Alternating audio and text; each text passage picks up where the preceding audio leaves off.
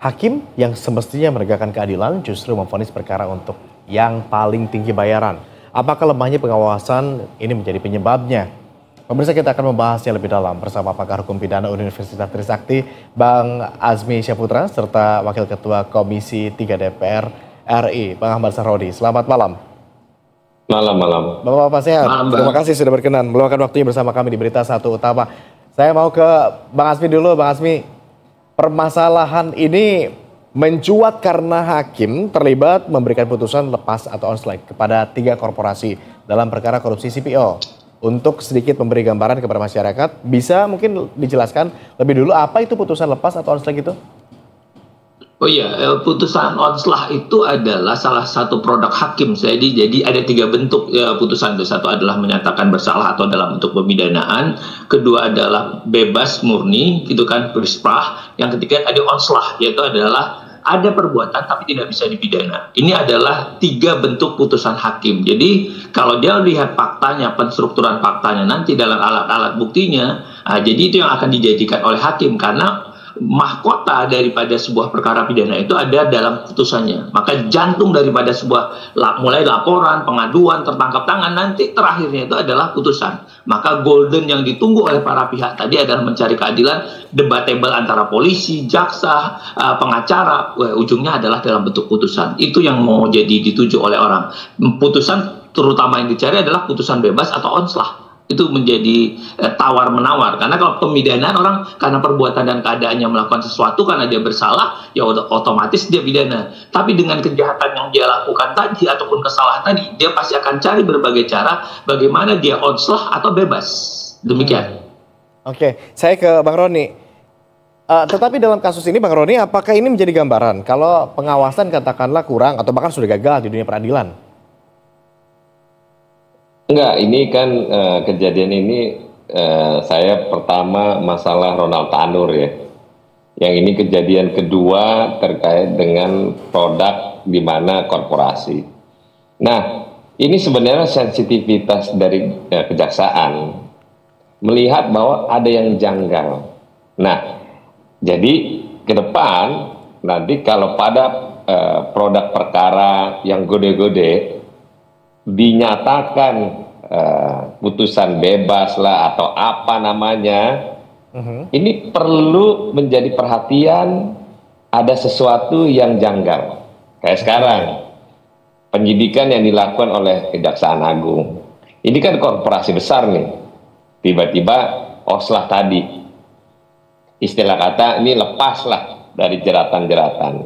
Nah, ya di mana juga orang curiga, loh kenapa jadi lepas gini? Sedangkan perkaranya jelas, tindak pidananya jelas misalnya. Nah, inilah sensitivitas Jaksa Agung dan Pitsus dalam artian pelaksanaan ini matang gitu. Wah, ini pasti ada sesuatu. Nah, kita berharap fungsi pengadilan dalam hal ini perwakilannya Tuhan adalah benar-benar pada porsi yang membela pada kebenaran, bukan membela kepada nilai uang yang memang diberikan. Ini kan jadi trust isu yang di masyarakat jadinya, loh kita ini gimana nih?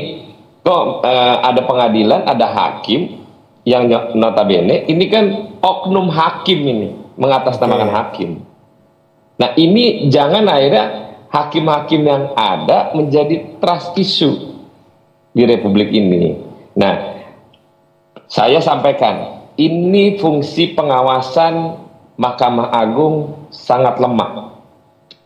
Kenapa? Karena Mahkamah Agung harusnya mengawasi para hakim-hakim yang memang dalam situasi kinerja perkara yang besar. Ini harus menjadi sorotan sebenarnya.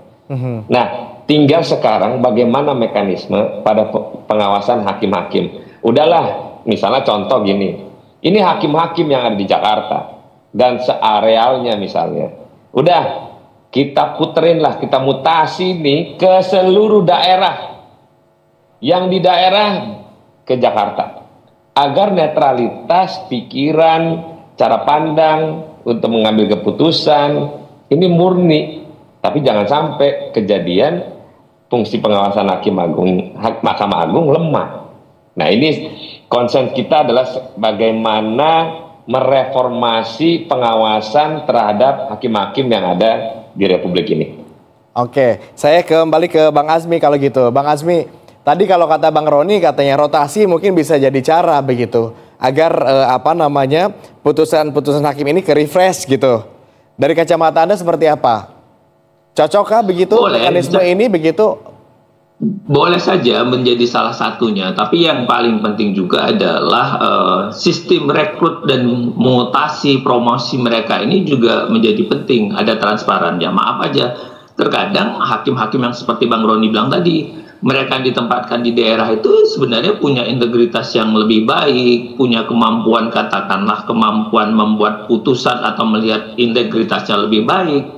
Tapi karena sesuatu mereka tidak bisa memberikan sesuatu, memberikan tentengan sesuatu, ini kan miris gitu loh. Coba kita lihat ya, dalam kasus ini lagi-lagi kita bahas. Ketua ini kan sebelumnya adalah Wakil Ketua Pengadilan Negeri Jakarta Pusat. Terus bisa melalui pintu dia, ini kan bisa bikin setting siapa hakim-hakim yang dia tunjuk hari ini menjadi tersangka. Ada 8 itu kan, panitranya juga adalah panitra dari sebelumnya di Jakarta Pusat, yang pada waktu ketangkap ini adalah di Jakarta Utara, kan gitu kan. Jadi mereka memainkan peranan-peranannya untuk ini. Uang 60 miliar katakanlah dalam perkara ini itu kan akan tampak kan udah masuk. Jadi hakim sebelum ada dalam persidangan dimulai aja udah dapat terima uang baca berkas 4,5 M. Ya kan udah melalui diterima oleh Pak Wakil Ketua pada waktu itu, yang hari ini dia adalah Ketua Pengadilan Negeri Jakarta Selatan gitu loh. 60 M itu nyatanya kan 22,5 itu yang hanya diterima oleh hakim majelis ya, majelis hakim yang 3 orang tersebut. Ada 37. Ya mohon maaf ya, ini uang kemana ini? Kalau kita lihat uang sudah diterima September Oktober oleh hakim, padahal putusan adalah itu di Maret kemarin, ya kan, pada Maret. Mereka udah terima duit tuh di September Oktober 2024, Maret 2025 itu baru ada putusan. Sore kita lihat gitu ya, kembali gitu. Ini kan dia dilantik juga menjadi ketua KPN bulan berapa itu? Kan baru-baru aja juga menjadi pejabat ketua Pengadilan Negeri Jakarta Selatan. Jangan-jangan uang 37 ini juga masuk ini untuk dia dipromosikan jadi jabatan. Ini juga harus dicari nih, kemana nih uang selisih 37,5 M ini. Karena patut diduga dia terima uang itu sekitar 60 M itu gitu loh. Jadi Anda mendengarnya kemana? Apakah ini masuk ke kepentingan lainnya? Misalkan rekrutmen begitu? Iya dong, karena titik beratnya tadi kan ke rekrutmen begitu. Tidak ada transparansi.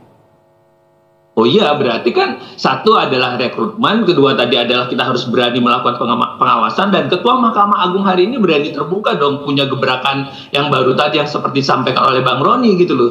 Pak Sunarto kan benar-benar sudah belajar dari banyak pengalaman gitu loh. Seharusnya Ketua Mahkamah Agung berani nih bikin terobosan-terobosan, melibatkan katakanlah masyarakat secara aktif gitu loh. Jadi ini berkali-kali kejadian di Mahkamah Agung, tapi coba lihat Sekretaris Mahkamah Agung, bagaimana ceritanya puncak tertinggi peradilan yang namanya sudah Mahkamah Agung ini rentan begini. Ini kan sangat memalukan, jaringan banget ini, hakimnya terjebak pada kekumuhan putusan gitu loh.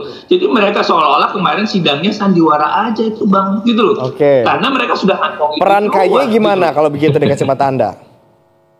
Peran KY kan sudah kita tahu Bang, karena sifatnya adalah rekomendasi. Seringkali pemeriksaan KY dan KY tidak bisa memberikan sanksi, ya dianggap macam ompong aja Bang gitu loh, nggak ada kaitannya gitu loh. Karena ini kan selalu ribut tuh antara kewenangan KY dan Mahkamah Agung. Satu lagi, jangan lagi dikasihkan pengawasan itu di bawah sekjen Bang. Karena sekjen-sekjen itu kan akhirnya kepada ASN itu yang kita lihat kan panitranya aja berani ngajak main. Ini kan hakim seharusnya, jadi mereka punya punya profesi, punya etika yang menjunjung lebih tinggi. Hari ini tuh hakim-hakim itu takut juga tuh sama panitera-panitera karena mereka sudah biasa bermain, pernah kerjasama gitu loh. Jadi pengawasan itu jangan dibawa ke Sekretaris Jenderal, tapi harus melalui puncak hakim itu sendiri. Gitu, Bang Roni, menurut saya catatan. Bang Roni ada tanggapan gak nih Bang Roni? Cocok, setuju. Saya nanti akan bawa ini pada saat nanti bersamaan dengan di Komisi 3. Karena ini kalau di bawah sekjen, karena ada pasti ada tanda kutip. Dan KAYE sendiri selalu hanya bisa merekomendasi. Nah, nanti pada masa sidang yang akan datang mungkin kita akan bahas perubahan terkait dengan undang-undang KAYE sendiri diperkuat untuk sampai memberi sanksi. Itu bisa terjadi. Karena jangan sampai gini, ini kejadian lagi. Dan selalu untungnya Kejaksaan Agung, untungnya dia sensitivitasnya kuat. Coba misalnya kalau lemah, kan pasti wah ini lewat-lewat aja nih barang. Nah, kita berharap para penegakan hukum sensitivitasnya tuh kayak seperti Kejaksaan Agung yang dilakukan sekarang. Nah, kalau pengawasannya lemah, udah tangkep aja udah hakim-hakimin. Anda berarti juga termasuk yang pihak yang sepakat ya, kalau ada pembaruan regulasi dan undang-undang begitu agar kewenangan KAYE juga bisa lebih kuat begitu, tidak hanya mengawasi, tidak hanya memberikan rekomendasi, tetapi juga dicatat malam ini bahwa saya sependapat untuk melakukan revisi terkait undang-undang yang memang harus menjadi pertanggungjawaban dalam pengawasan yang kiranya dapat jangan cuma rekomendasi, sanksi tegas dilakukan pada KAYE yang memiliki fungsi dan kewenangannya gitu. Kalau ini kan tidak melakukan pekerjaan dengan baik begitu ya, tidak mengawasi dengan baik. Iya gitu dong, jangan cuma hanya rekom tulisan doang. Perjalanannya rekom itu hanya di bawah meja, percuma. Dan itulah yang tadi disampaikan, wah ini ada notabene pasti uang di sana, uang di sini, untuk ini, untuk anak gitu kan. Nah, pragmatisnya Republik ini, situasionalnya memang demikian. Tapi janganlah, kalau pada performa perkara besar itu yang untuk menguntungkan negara, maka pedoman menguntungkan negara kita pedomanin itu. Jangan ini udah negara dirugiin, diambil manfaatnya oleh pihak-pihak, tapi perkara untuk menjerat itu korporasi akhirnya dilolosin oleh para wakil Tuhan. Malu sebenarnya kita. Udah, kita apresiat lah kepada Kejaksaan Agung dan tim untuk melakukan apa yang menjadi tanggung jawab, tangkap ini barang. Titip ya Bang Roni, berarti ini dibawa ya, dibahas ya Bang Roni ya. Ya. MA ini tapi kan ngomong-ngomong sudah memberhentikan sementara keempat hakim yang terlibat kasus ini. Dari kacamata Anda, dari DPR merasa ini cukupkah? Ya belum, ini kan berproses. Nanti sekaligus nanti berproses pasti dipecat. Tapi juga hanya cuma dipecat, pidananya juga dilanjutkan gitu. Tapi saya yakin lah, kejaksaan sekarang nih ada ngeri-ngeri sedap, berani dan lugas luar biasa, dan jangan main-main dalam kapasitas ini. Apresiasi buat Jaksa Agung. Tapi kembali ke Bang Azmi, di luar sana tampaknya ada narasi-narasi yang lumayan menebal begitu soal mafia peradilan di Indonesia katanya sudah membudidaya begitu. Dari kacamata Anda seperti apa, Bang Azmi? Iya, sebagai orang yang belajar hukum ya kita memang harus mengakui nggak boleh alergi kan, karena kejadian ini secara nyata-nyata memang terjadi berulang-ulang. Kita lihat ada rentetan rapot merah, entah itu dari lawyer, dari panitra, dari hakim sendiri, dari aparat penegak hukum. Nah, jadi kalau saya mau bilang kita fokus lagi-lagi ke dalam perkara ini kan jaksa sudah berhasil membuat tuntutan 17 triliun sama ancaman penutupan perusahaan besar ini dengan selama 1 tahun pada waktu. Ya takut akhirnya mereka kan coba ancaman daripada negara seharusnya masuk 17T, hakim kita itu hanya mau terima 60 miliar. 60 miliar itu berapa? Ini izin nih Bang Roni, cuma 0,35%, Bang. 1% aja nggak ada, Bang. Sakit banget negara ini, Bang. Itu saya bilang tadi, buat negara malah kita dirugikan oleh wakil Tuhan, kan gendeng. Coba ya Bang, on banget Bang. Mereka tuh nerimanya 0,35, Bang, gitu loh. Karena kalau 1% itu udah angkanya 170 miliar, itu 1%. Ini 60, 0,3 dulu. Coba hakim kita. Terus itu tadi yang kita bilang, KPN Jaksel, dugaan kita ya, itu di 7 November kan baru dilantik. Sedangkan peredaran uang itu Bang, September, Oktober dia udah nentek uang 60 miliar Bang.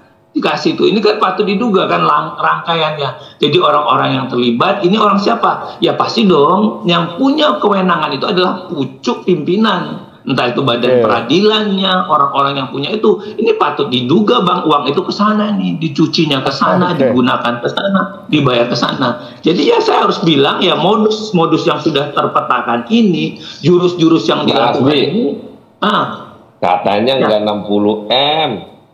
Oh enggak, berapa Bang? Waduh, katanya ratusan M. Ayo lo dugaannya itu. Waduh, gimana tuh Bang? Aduh, apa Bang? Tapi keren lah, apresiasi lah Jaksa Agung, karena mungkin perusahaannya udah tahu Bang, tidak bisa main di Kejaksaan Agung gitu loh, karena Jaksa Agungnya lurus, tegas dengan tuntutan seperti yang tadi 17T dan penutupan perusahaan. Mana mau perusahaan ditutup selama 1 tahun, ya akhirnya mainlah ke tetangga, dalam hal ini ya masuk jebakan Batman ke majelis hakim Bang. Ya lingkaran mafia kasusnya begitu.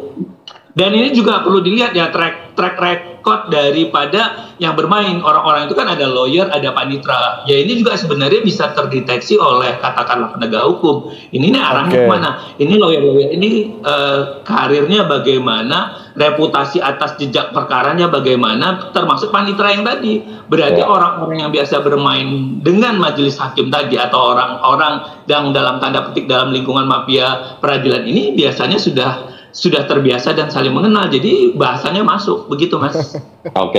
Oke, nanti kita ngopi bareng aja barangkali Bang Azmi, Bang Roni. Ini obrolannya hangat sekali, tapi waktu kita juga terbatas. Nanti kita lain waktu ketemu lagi, duduk bersama lagi, ngobrol lagi. Terima kasih Bang Roni, Bang Azmi, terima kasih. Terima kasih. Ya, makasih ya Bang, izin Bang Roni.